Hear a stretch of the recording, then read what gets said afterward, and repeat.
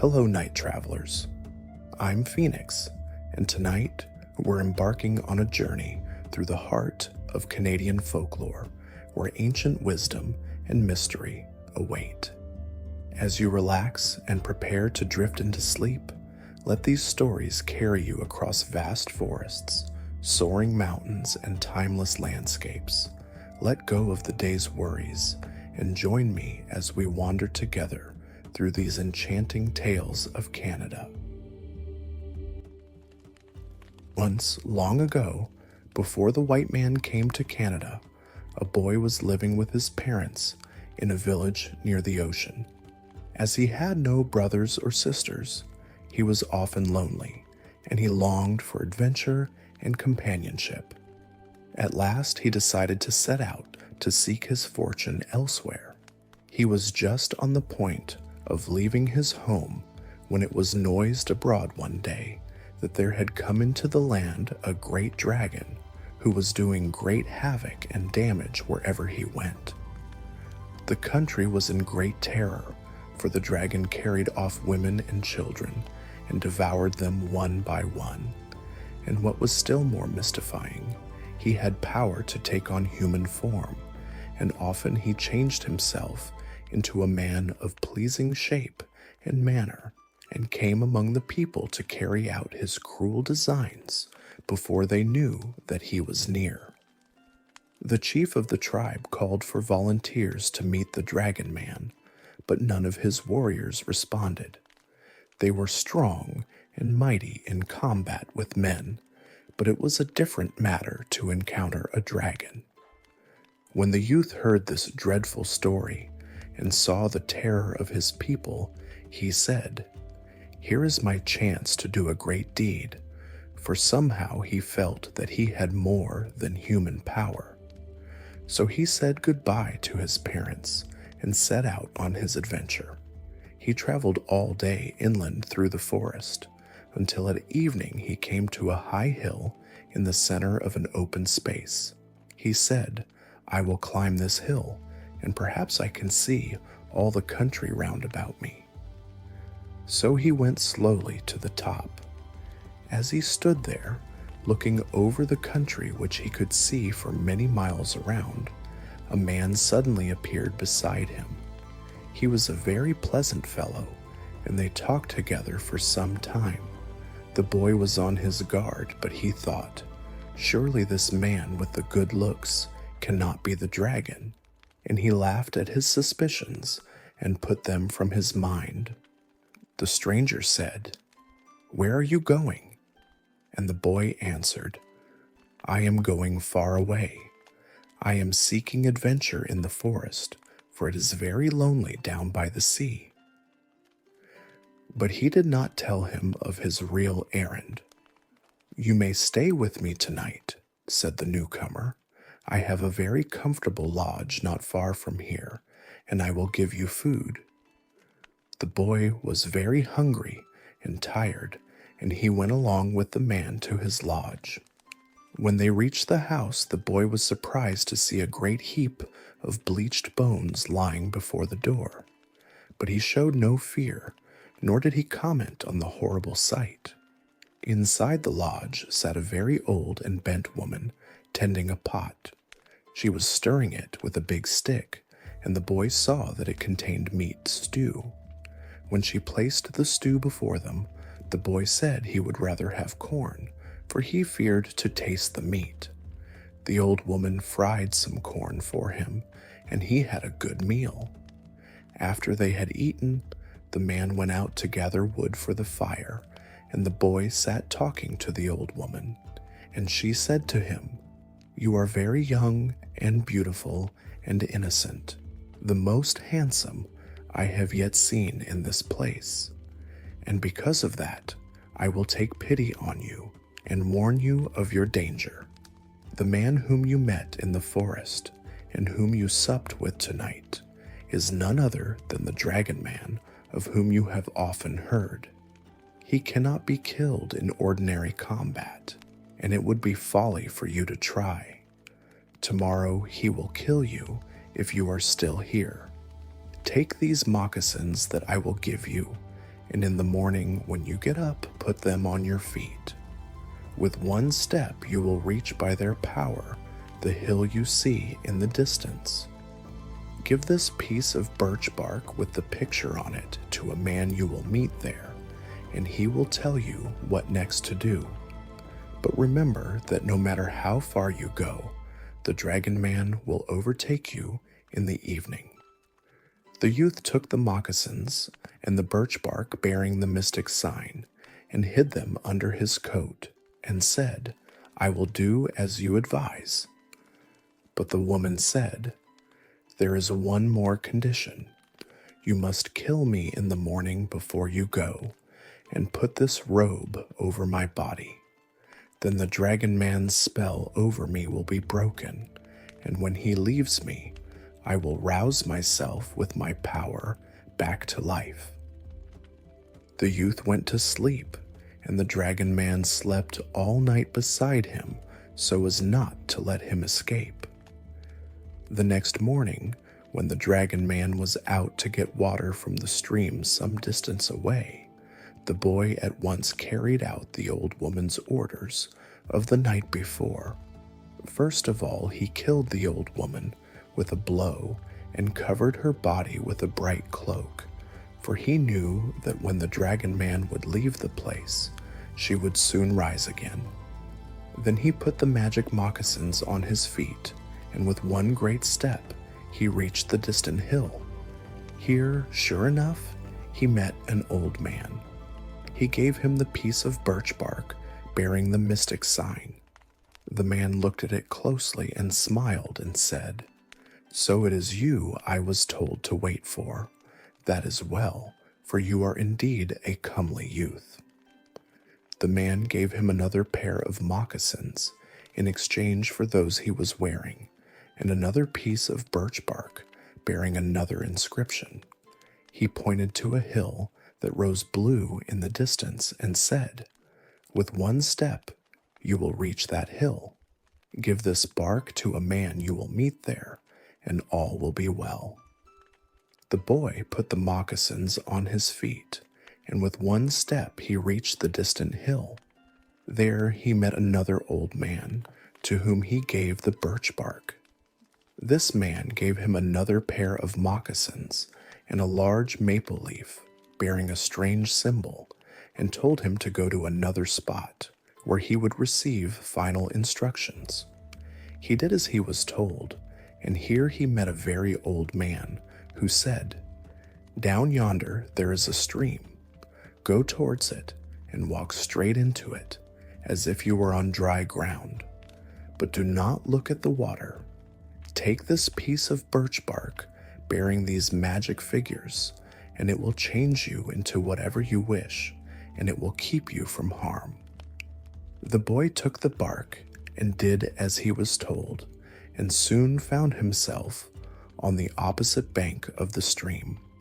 He followed the stream for some distance, and at evening he came to a lake. As he was looking about for a warm place to pass the night, he suddenly came upon the dragon man, now in the form of a monster dragon, hiding behind the trees. The old woman's words had come true, for his enemy had overtaken him before nightfall, as she had said. There was no time to lose, so the boy waved his magic bark, and at once he became a little fish with red fins, moving slowly in the lake. When the dragon man saw the little fish, he cried, "Little fish of the red fins, have you seen the youth I am looking for?" "No, sir," said the little fish. "I have seen no one. I have been asleep. But if he passes this way, I will tell you." And he moved rapidly out into the lake. The dragon man moved down along the bank of the lake, while the youth watched him from the water. He met a toad in the path and said, "Little toad, have you seen the youth I am looking for? If he passed this way, you would surely have seen him." "I am minding my own business," answered the toad, and he hopped away into the moss. Then the dragon man saw a very large fish with his head above water, looking for flies, and he said, "Have you seen the boy I am looking for?" "Yes," said the fish, "you have just been talking to him," and he laughed to himself and disappeared. The dragon man went back and searched everywhere for Toad, but he could not find him. As he looked, he came upon a muskrat running along by the stream, and he said angrily, "Have you seen the person I am looking for?" "No," said the rat. "I think you are he," said the dragon man. Then the muskrat began to cry bitterly and said, "No, no, the boy you are looking for passed by just now, and he stepped on the roof of my house and broke it in." The dragon man was deceived again. He went on and soon came upon Old Turtle splashing around in the mud. "You are very old and wise," he said, hoping to flatter him. "You have surely seen the person I am looking for." "Yes," said Turtle, "he is farther down the stream. Go across the river and you will find him. But beware, for if you do not know him when you see him, he will surely kill you." Turtle knew well that the dragon man would now meet his fate. The dragon man followed the lake till he came to the river. For greater caution, so that he might be less easily seen, he changed himself to a snake. Then he attempted to cross the stream, but the youth, still in the form of a fish and still using the power of his magic bark with the mystic sign, was swimming round and round in a circle in the middle of the river. A rapid whirlpool arose where he swam, but it was not visible on the surface. As the snake approached it, he saw nothing but clear water. He failed to recognize his enemy, and as Turtle had told him, he swam into the whirlpool before he was aware of it, and was quickly drawn to the bottom, where he was drowned. The youth fished him up and cut off his head. Then he changed back to his own form. He went to the dragon man's lodge to see how the old woman had fared, but she had gone with her bright robe, and the lodge was empty. Then the youth went back to his home and reported what he had done, and he received many rich gifts from the chief for his brave deed, and the land was never troubled again by dragons. But from that time the snake family was hated because its shape had concealed the dragon man, and to this day an Indian will not let a snake escape with his life if he meets one of them in his path, for they still are mindful of the adventure of their ancestor in the old days, and they are suspicious of the evil power the snake family secretly possess.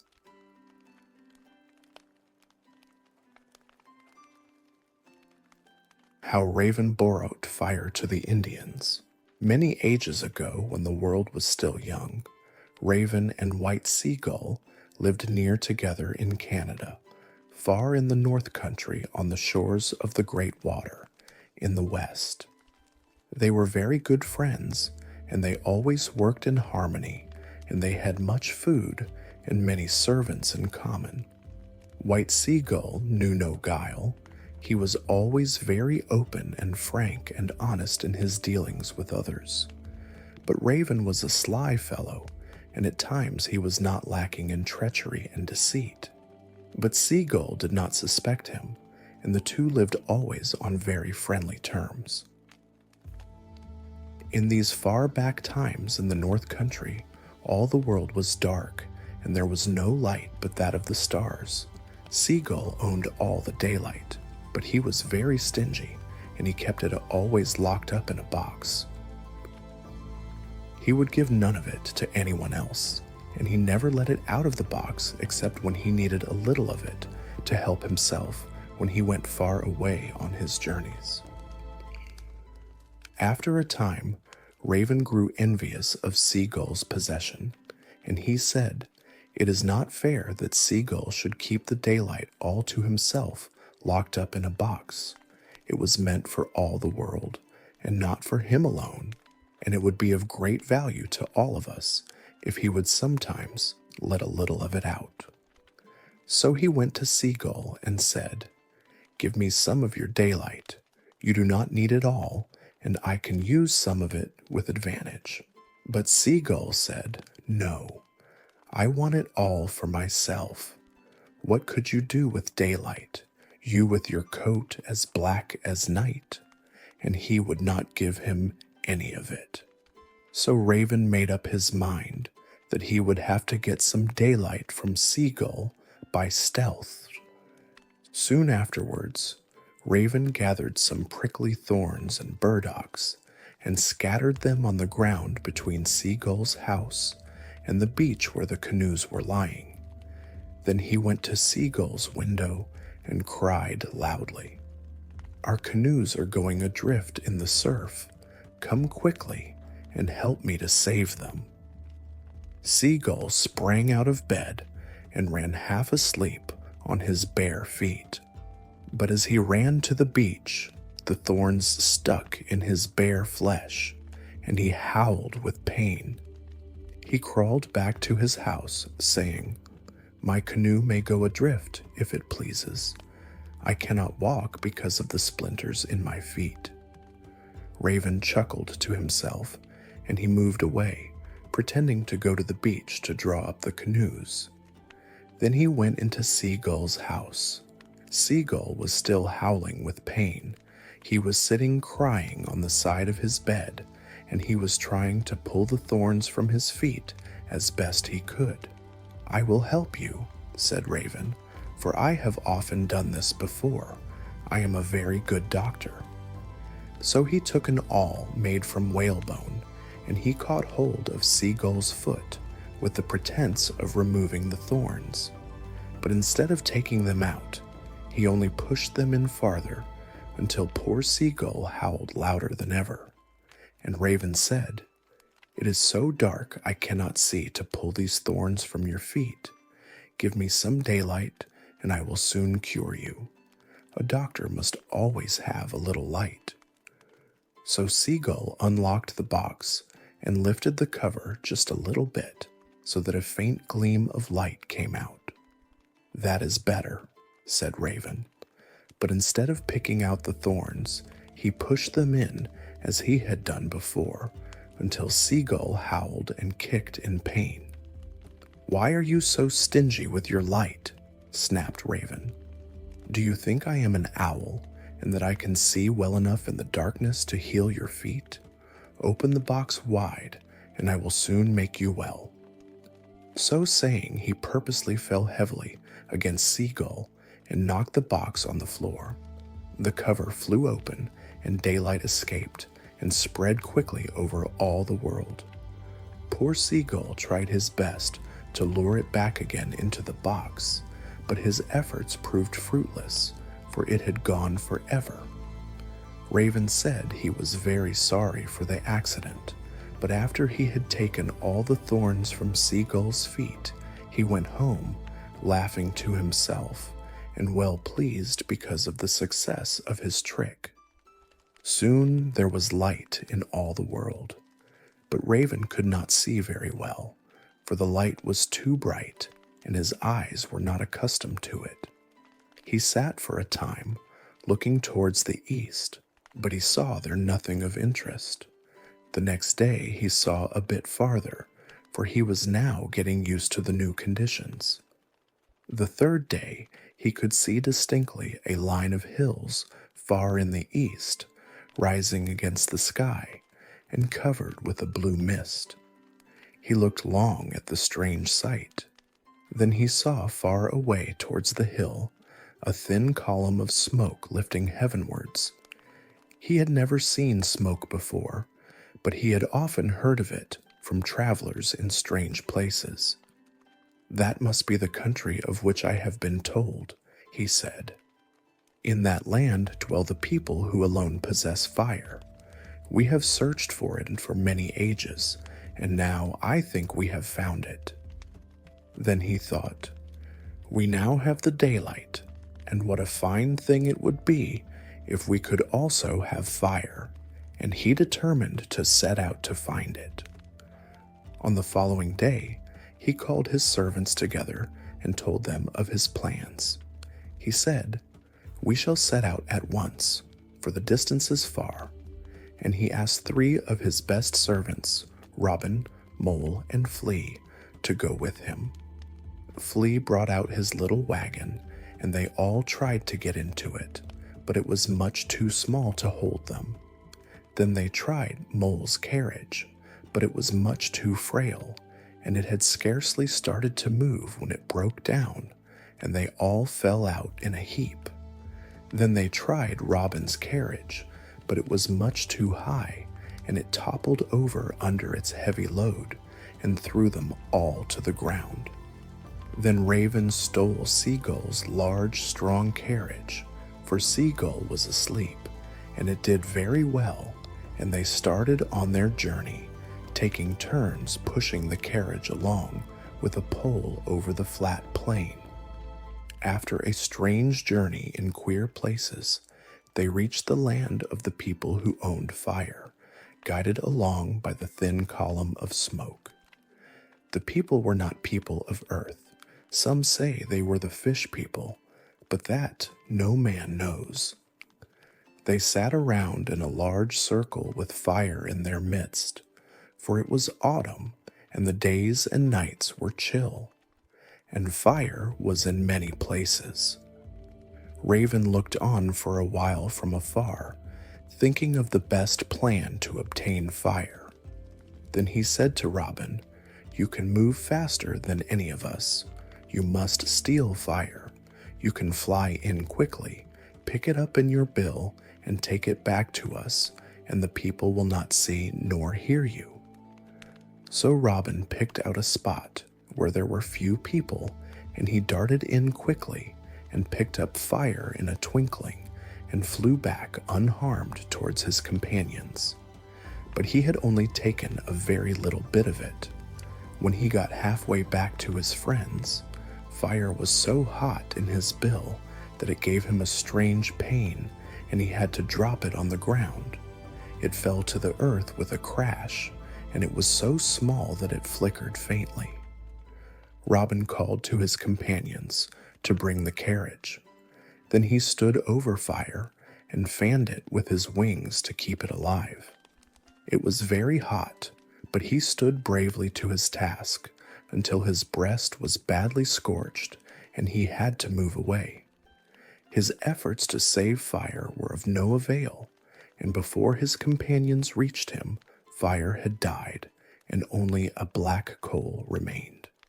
And poor Robin's breast was singed, and to this day the breasts of his descendants are a reddish-brown color because he was scorched while trying to steal fire ages ago. Then Raven asked Flea to make the attempt to steal fire, but Flea said, "I am too little. The heat would roast me to death, and further, I might miscalculate the distance and hop into the flame." Then Raven asked Mole to try, but Mole said, "Oh no, I am better fitted for other work. My fur would all be singed like Robin's breast." Raven took good care that he would not go himself, for he was a great coward. So he said, "There is a better and easier way. We will steal the baby of the chief and hold him for ransom. Perhaps they will give us fire in exchange for him." And they all thought this was a very good idea. Raven asked, "Who will volunteer to steal the baby?" For he always made the others do all the work. Flea said, "I will go. In one jump I will be into the house, and in another jump I will be out again, for I can hop a great distance." But the others laughed and said, "You could not carry the baby. You are too small." The mole said, "I will go. I can tunnel a passage very quietly under the house and right up to the baby's cradle. I can then steal the baby and no one will hear me or see me." So it was agreed that Mole should go. In a few minutes, Mole made his tunnel, and he was soon back with the baby. Then they got into their carriage and hurried home with their prize. When the chief of the fire people discovered the loss of his child, he was very angry. And in all the land there was great sorrow, because the chief's heir, the hope of the tribe, had gone. And the child's mother and her women wept so bitterly that their tears fell like rain on all the land. The chief said he would give anything he possessed to find his child, but although his people searched far and near, they could not find the baby. After many days, a wayfarer who had come far from the great water in the west brought them news that a strange child was living far to the westward in the village by the sea. He said, "He is not of their tribe. He looks like the children of your village," and he advised them to go to see him for themselves. So the chief sent his men to search for them, guided by the wayfarer. When they reached Raven's village, they were told that a strange baby was indeed there. The child was described to them, but he was kept out of sight, and Raven would not tell how he had happened to come there. And Raven said, "How do I know he is your chief's child? People tell strange lies these days. If you want him, you can pay for him, for he has caused us much trouble and expense." So the messengers went back and reported to the chief what they had heard. From the description, the chief knew that the child was his, so he gave the messengers very valuable presents of pearls and rich robes, and sent them back again to ransom his boy. But Raven, when he saw the presents, said, "No, I do not want these gifts. They do not pay me for my trouble," and he would not part with the baby. The messengers again reported to the chief what had happened. Then the chief gave them still richer gifts, the best he had in all his land, and sent them back. But again Raven said, "No, your gifts are valueless compared with my trouble and expense. Say this to your chief." When the chief heard this from his messengers, he was sore perplexed, for he had offered the best he had, and he thought that he had reached the end of his resources. So he said, "Go back and ask the people to demand what they wish in exchange for my boy, and they will receive it if it can be provided." So the messengers went back to Raven and spoke as they had been commanded. And Raven said, "Only one thing can pay for the child, and that is fire. Give me fire, and you can take the baby." The messenger laughed and said, "Why did you not say so at first, and save us all this trouble and anxiety? Fire is the most plentiful thing in our kingdom, and we hold it in no value." So they returned happy to the chief, and he sent back much fire and received his child unharmed from Raven in exchange.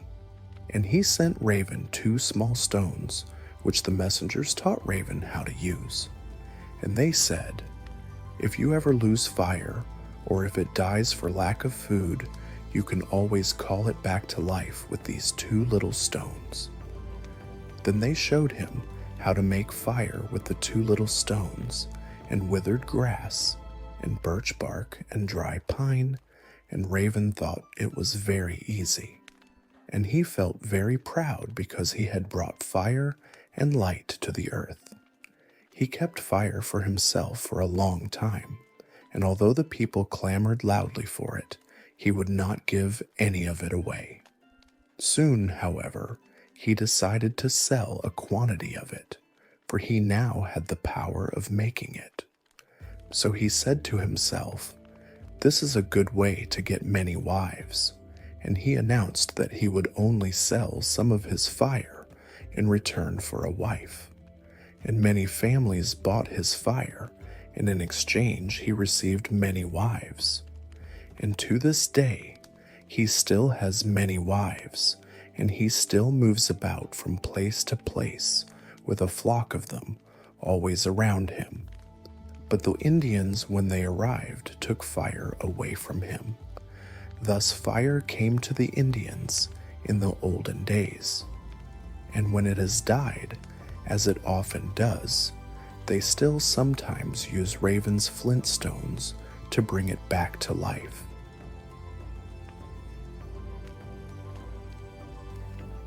Sparrows search for the rain.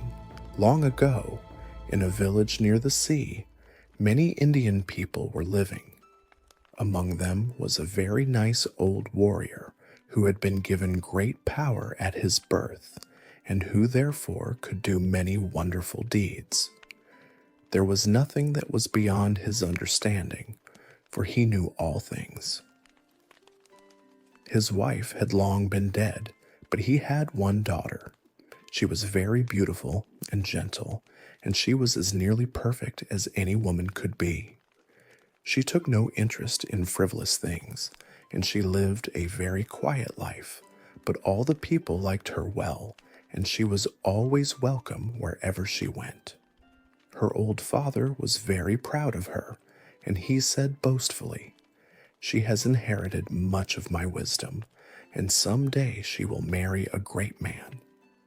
But the girl, on her part, had little thought of marriage or of men, for she said they had small minds, and she would rather live alone than listen always to their boastfulness and their foolish chatter. Soon the daughter's fame spread far and wide through the seacoast villages, and many suitors came seeking for her hand. But her father said, "I have nothing to say. She will make her own choice. She must please herself, for today children please themselves and not their parents." And she said, "I will marry only someone who can amuse me and interest me and keep me company. I have scant liking for dull people." One day Loon came to see her. He was very good looking, although he was somewhat tall and skinny, and his neck was a bit longer and more scrawny than ordinary, but he wore good clothes, and he had great skill as a fisherman. He came because he thought he was very handsome, and he believed that his good looks would win the maiden.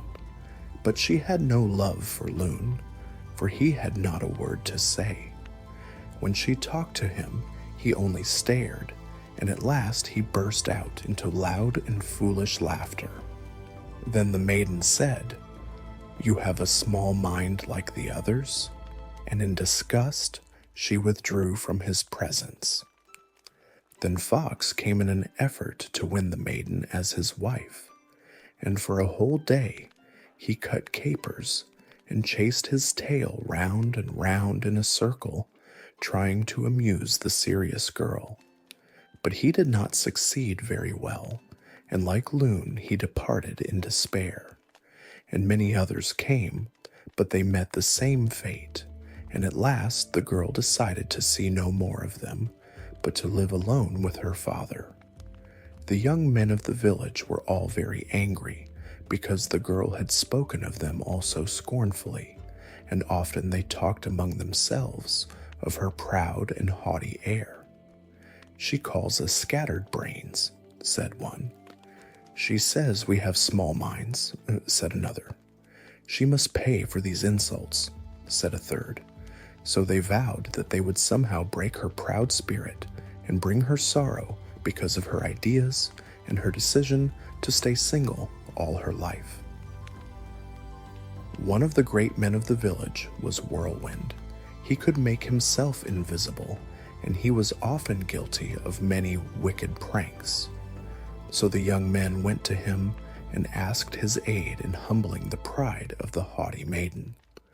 As they were talking to him, they saw the girl approaching not far off, and quite unawares, Whirlwind rushed towards her and knocked her down in the mud, and tore her hat from her head and swept it into the sea.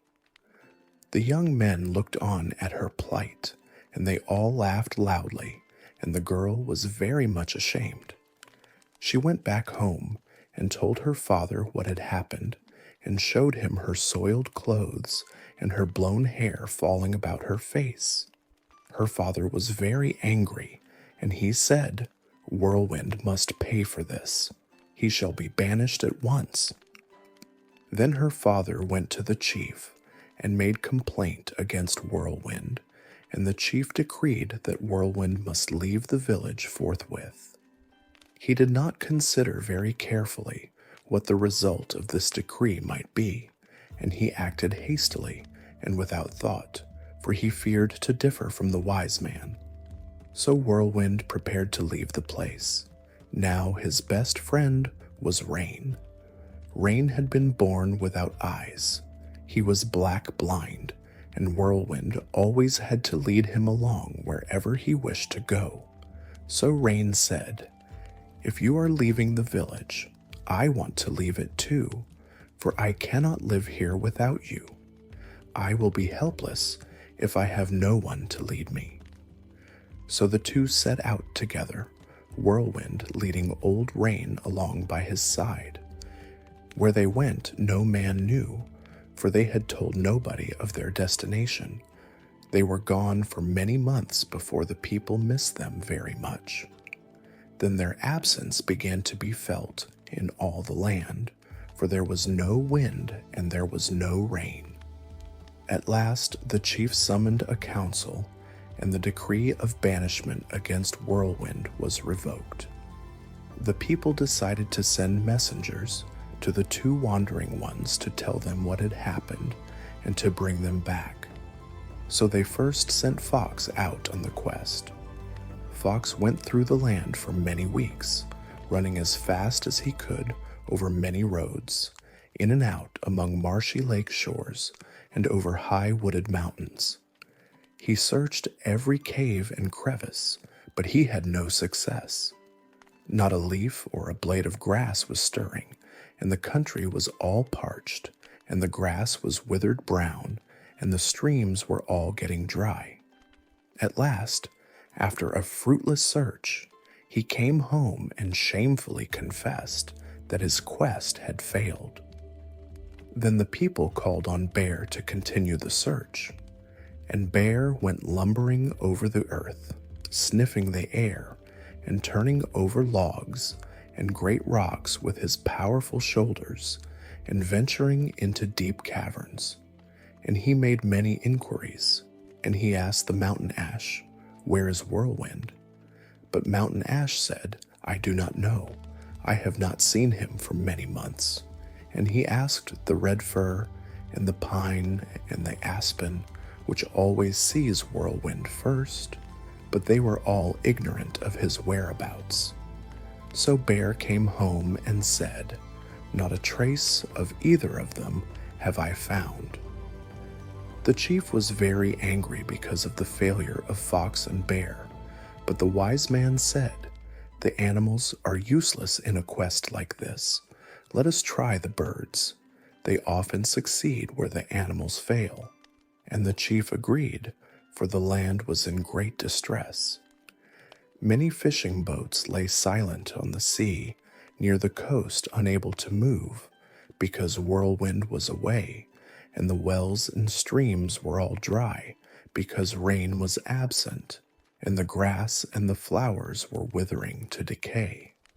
So they called the birds to their aid. The great crane searched in the shallows and among the reeds, thrusting his long neck into deep places, and Crow looked among the hills, and Kingfisher flew far out to sea, but they all came back and said, "We too have failed. The wandering ones are nowhere on the land or upon the sea." Then little Sparrow took up the search. Before he set out, he plucked from his breast a small down feather and fastened it to a stick no bigger than a wisp of hay. He held the stick in his bill and flew off. For many days he went towards the Southland, all the time watching the feather hanging to the stick in his bill, but it hung there motionless. One day, after he had traveled a great distance, he saw the down feather moving very gently, and he knew that Whirlwind must be not far away. He went in the direction from which the feather was blowing. Soon he saw beneath him soft green grass and wonderful flowers of varied colors, and trees with green leaves and many rippling streams of running water. And he said to himself, "At last I have found the wanderers." He followed a little stream for some distance until it ended in a cave in the hills. In front of the cave, many flowers were blooming, and the grass was soft and green, and the tall grasses were nodding their heads very gently. He knew that those he was seeking were inside, and he entered the cave very quietly.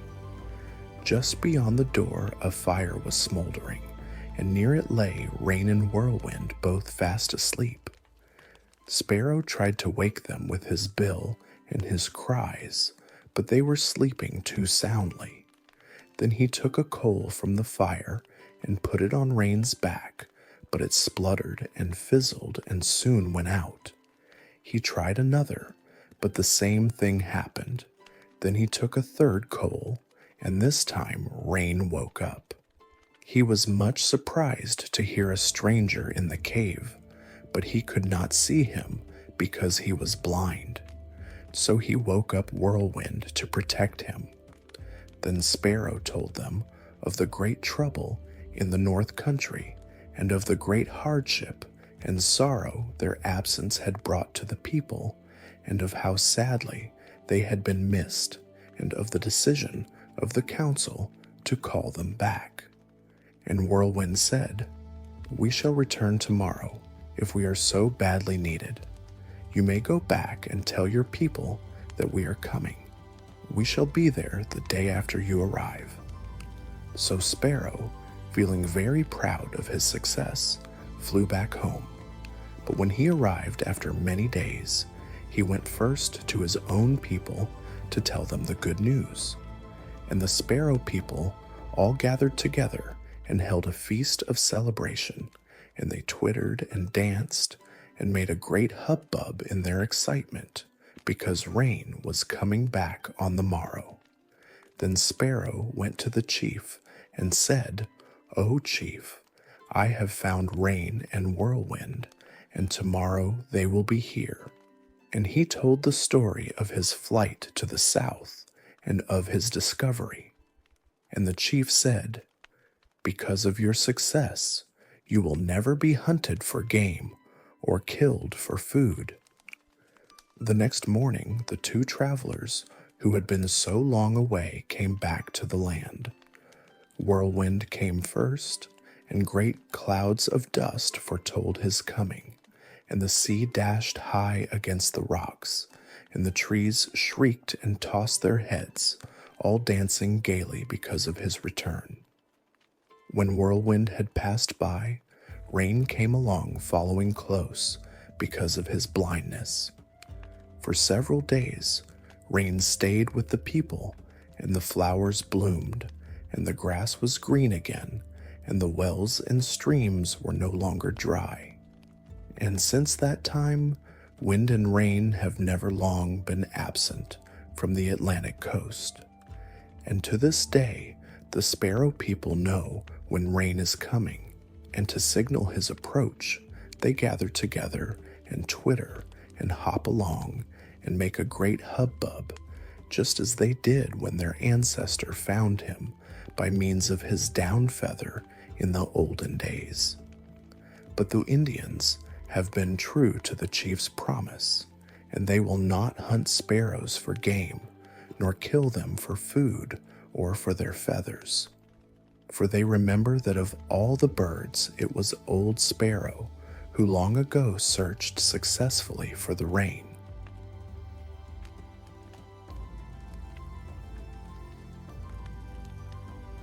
The Boy in the Land of Shadows. Two orphan children, a boy and a girl, lived alone near the mountains. Their parents had long been dead, and the children were left to look after themselves without any kindred upon the earth. The boy hunted all day long and provided much food, and the girl kept the house in order and did the cooking. They had a very deep love for each other, and as they grew up, they said, "We shall never leave each other. We shall always stay here together." But one year it happened that in the early springtime it was very cold. The snow lingered on the plains, and the ice moved slowly from the rivers, and chill winds were always blowing, and gray vapors hovered over all the land. And there was very little food to be had, for the animals hid in their warm winter dens, and the wild geese and ducks were still far south. And in this cruel period of bad weather, the little girl sickened and died. Her brother worked hard to provide her with nourishing food, and he gathered all the medicine roots he thought could bring her relief. But it was all to no purpose. And despite all his efforts, one evening in the twilight, his sister went away to the west, leaving him alone behind upon the earth. The boy was heartbroken because of his sister's death, and when the late spring came and the days grew warm and food was plentiful again, he said, "She must be somewhere in the west, for they say that our people do not really die. I will go and search for her, and perhaps I can find her and bring her back." So one morning he set out on his strange quest. He journeyed many days westward towards the great water, killing game for food as he went and sleeping at night under the stars. He met many strange people, but he did not tell them the purpose of his travels. At last he came to the shore of the great water, and he sat looking towards the sunset, wondering what next to do. In the evening, an old man came along. "What are you doing here?" asked the man. "I am looking for my sister," said the boy. "Some time ago she sickened and died, and I am lonely without her, and I want to find her and bring her back." And the man said, "Some time ago she whom you seek passed this way. If you wish to find her, you must undertake a dangerous journey." The boy answered that he would gladly risk any dangers to find his sister, and the old man said, "I will help you. Your sister has gone to the land of shadows, far away in the country of silence, which lies out yonder in the island of the blessed. To reach the island, you must sail far into the west, but I warn you that it is a perilous journey, for the crossing is always rough, and your boat will be tossed by tempests. But you will be well repaid for your trouble, for in that land nobody is ever hungry or tired. There is no death and no sorrow. There are no tears, and no one ever grows old." Then the old man gave the boy a large pipe and some tobacco and said, "This will help you in your need." And he brought him to where a small canoe lay dry upon the beach. It was a wonderful canoe, the most beautiful the boy had ever seen. It was cut from a single white stone, and it sparkled in the red twilight like a polished jewel. And the old man said, "This canoe will weather all storms, but see that you handle it carefully, and when you come back, see that you leave it in the cove where you found it." Soon afterwards, the boy set out on his journey. The moon was full, and the night was cold with stars. He sailed into the west over a rough and angry sea, but he was in no danger, for his canoe rode easily on the waters. All around him, he saw in the moonlight many other canoes going in the same direction, and all white and shining like his own. But no one seemed to be guiding them, and although he looked long at them, not a person could he make out. He wondered if the canoes were drifting unoccupied, for when he called to them, there was no answer.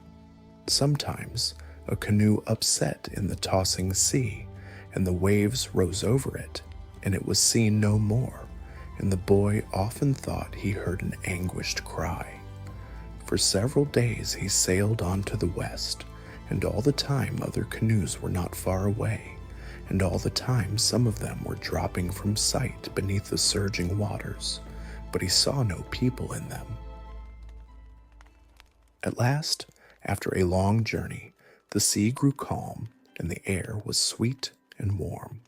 There was no trace of the storm, for the waves were quiet and the sky was as clear as crystal. He saw that he was near the island of the blessed, of which the old man had spoken, for it was now plain to his view, as it rose above the ocean, topped with green grass and trees and a snow-white beach. Soon he reached the shore and drew up his canoe. As he turned away, he came upon a skeleton lying flat upon the sand. He stopped to look at it, and as he did so, the skeleton sat up and said in great surprise, "You should not be here. Why have you come?" And the boy said, "I seek my sister. In the early springtime she sickened and died, and I am going to the land of shadows, in the country of silence, in search of her." "You must go far inland," said the skeleton, "and the way is hard to find for such as you." The boy asked for guidance, and the skeleton said, "Let me smoke, and I will help you." The boy gave him the pipe and the tobacco he had received from the old man, and he laughed when he saw his strange companion with the pipe between his teeth. The skeleton smoked for some time, and at last, as the smoke rose from his pipe, it changed to a flock of little white birds, which flew about like doves.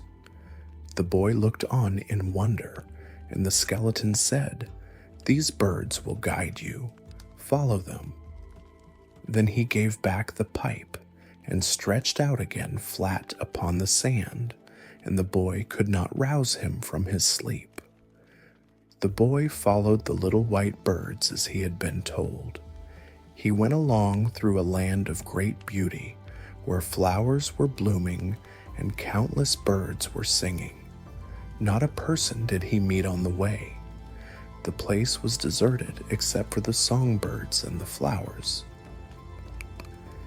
He passed through the country of silence and came to a mysterious land where no one dwelt. But although he saw no one, he heard many voices, and he could not tell whence they came. They seemed to be all around him. At last, the birds stopped at the entrance to a great garden and flew around his head in a circle.